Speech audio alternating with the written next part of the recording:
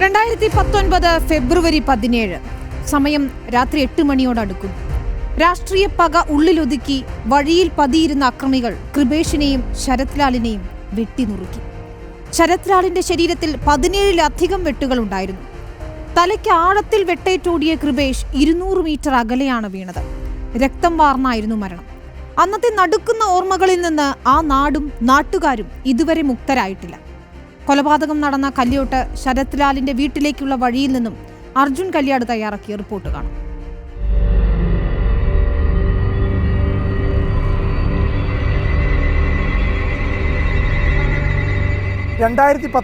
ഫെബ്രുവരി മാസം 17-ാം തീയതി കല്യോട് ഭഗവതി ക്ഷേത്രത്തിൻ്റെ ഉത്സവാഘോഷത്തിനുള്ള സംഘാടക സമിതി യോഗം നടക്കുകയാണ്.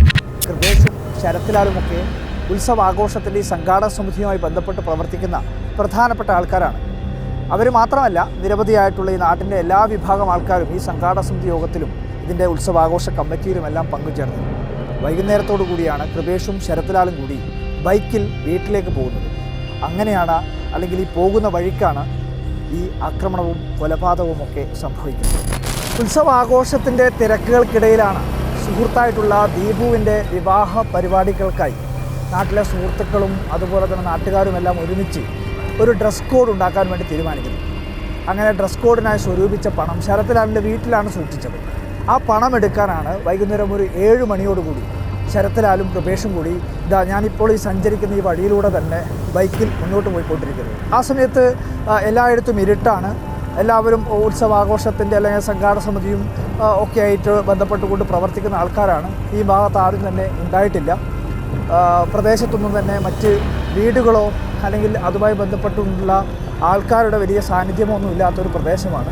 കൃത്യമായി ഈ കൃപേഷും ശരത്ലാലുമൊക്കെ ഇതുവഴി കടന്നു വരുന്ന കാര്യം ആരോ കുറച്ച് 500 മീറ്റർ അപ്പുറത്തുള്ള ആ ജംഗ്ഷനിൽ, ശരത്ലാലിൻ്റെ വീട്ടിലേക്ക് തിരിയുന്ന ഒരു ജംഗ്ഷനിൽ കൃത്യമായി കാത്തു നിൽക്കുന്ന ആൾക്കാർക്ക്, സംഘത്തിന്, ഈ കൊലപാതകികളുടെ സംഘത്തിന് കൃത്യമായി വിവരം നൽകിയിട്ടുണ്ടായിരുന്നു. ആക്രമിക്കപ്പെട്ട കൃപേഷും ശരത്ലാലും ഇവിടെയാണ് വീണത്.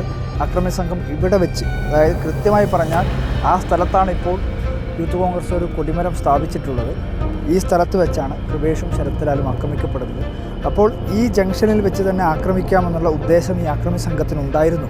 അതിൻ്റെ ഭാഗമായാണ് ഈ ഇടതുവശത്തുള്ള ഈ പറമ്പിൽ തമ്പടിച്ചിട്ടുണ്ടായിരുന്ന, അല്ലെങ്കിൽ ഇവർ വരുന്നുവെന്ന് കൃത്യമായി വിവരം ലഭിച്ചതിൻ്റെ അടിസ്ഥാനത്തിൽ കേന്ദ്രീകരിച്ചിട്ടുണ്ടായ ഈ അക്രമി സംഘം വാഹനം വരുമ്പോൾ ഈ വാഹനത്തിന് മുന്നിലേക്ക് ചാടി വീഴുകയും ശരത്തിനെയും കൃപേഷിനെയും വെട്ടിനുറുക്കുകയും ചെയ്തത്.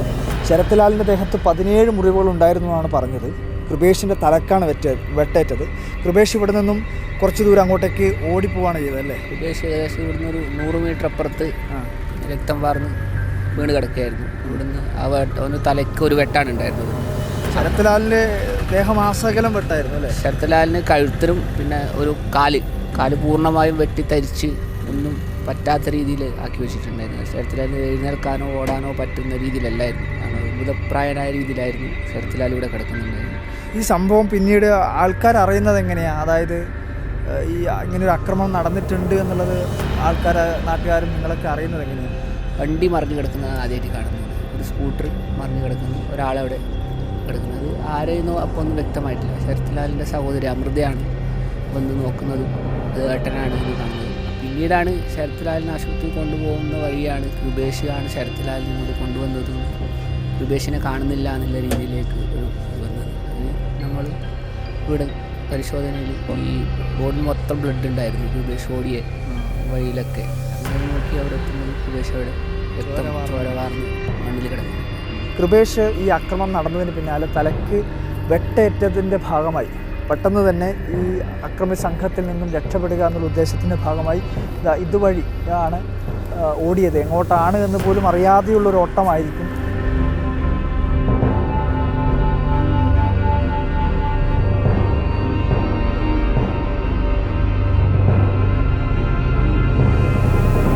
കൃപേഷിന് തലയ്ക്ക് ഗുരുതരമായി പരിക്കേറ്റിരുന്നു.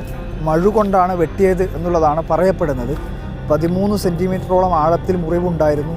ചോര തുടർച്ചയായി വാർന്നുകൊണ്ടിരിക്കുന്നുണ്ടായിരുന്നു. ആ സമയത്തുണ്ടായിരുന്നവരൊക്കെ പറയുന്നത് ഈ വഴിയിലെല്ലാം തന്നെ ചോരപ്പാടുകളുണ്ടായിരുന്നു. അങ്ങനെ മരണവെപ്രാളത്തിൽ ഓടി കൃപേഷ് വീണത് ഇവിടെയാണ്. ഇതുവഴി അല്പദൂരം കൂടി പോയാൽ ശരത്ലാലിൻ്റെയും കൃപേഷിൻ്റെയും ഒക്കെ വീടെത്തും. കുറച്ച് ഒരു 10-50 മീറ്റർ അകലെ ചെന്ന് കഴിഞ്ഞാൽ മെയിൻ റോഡിലെത്തും. എങ്ങനെയെങ്കിലും ഈ മരണവെപ്രാളത്തിൽ വീട്ടിലേക്ക് എത്താൻ വേണ്ടി കഴിയും എന്നുള്ള പ്രതീക്ഷയിലായിരിക്കും ഒരുപക്ഷെ കൃപേഷ് ഓടി വന്നിട്ടുണ്ടാവുക. പക്ഷേ കൃപേഷിന് അധിക ദൂരം ഓടാൻ വേണ്ടി കഴിഞ്ഞില്ല. ഇവിടെ വീഴുകയായിരുന്നു. പിന്നീട് ഈ സുഹൃത്തുക്കളായിട്ടുള്ളവരെല്ലാം തന്നെ നടത്തിയിട്ടുള്ള തിരച്ചിലിലാണ് കൃപേഷിനെ ചോര വാർന്ന് മരണപ്പെട്ട അവസ്ഥയിൽ ഈ കാണുന്ന ഈ സ്ഥലത്ത് കണ്ടെത്തുന്നത്. അതീവ സങ്കടകരമായ ഒരു കാഴ്ചയാണെന്നാണ് അന്ന് ഈ തിരച്ചിലിൻ്റെ ഭാഗമായിട്ടൊക്കെ ഉണ്ടായിരുന്നവർ പറയുന്നത്. വേദനാജനകമായ അനുഭവമാണ്. മാരകമായ മുറിവായിരുന്നു ഉണ്ടായിരുന്നത്.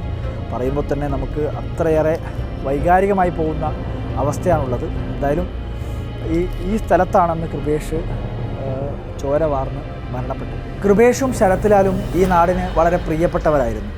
നാടിൻ്റെ എല്ലാ കാര്യങ്ങളിലും ഇടപെടുന്ന ചുറുചുറുക്കുള്ള ചെറുപ്പക്കാർ. അവരെ കൊല ചെയ്ത എല്ലാവരെയും ശിക്ഷിക്കണമെന്നാണ് കുടുംബത്തെപ്പോലെ നാട്ടിലുള്ള എല്ലാവരുടെയും ആവശ്യം.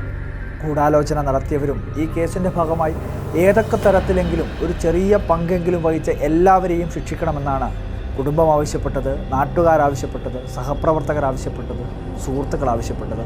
എല്ലാവരെയും ശിക്ഷിക്കുമെന്നുള്ള പ്രതീക്ഷയോടുകൂടിയാണ് കുടുംബം ഇന്ന് പ്രതികരണം നടത്തിയത്. ആ അമ്മയുടെ വിതുമ്പലിന് മുന്നിലൊക്കെ കൈകൂപ്പി നിൽക്കുക എന്നല്ലാതെ മറ്റൊന്നും ചെയ്യാനില്ല. എന്തായാലും അപ്പീൽ പോകാൻ തന്നെയാണ് കുടുംബത്തിൻ്റെ തീരുമാനം. എല്ലാവർക്കും ശിക്ഷ ലഭിക്കുമെന്നുള്ളതാണ് കുടുംബത്തിൻ്റെയും നാട്ടുകാരുടെയും സുഹൃത്തുക്കളുടെയും എല്ലാം ഇപ്പോഴത്തെ പ്രതീക്ഷ. വീഡിയോ ജേർണലിസ്റ്റ് ലിമേഷ് ചെറുപേശയ്ക്കൊപ്പം reporter Arjun Kalyad in reporter Kasaragod.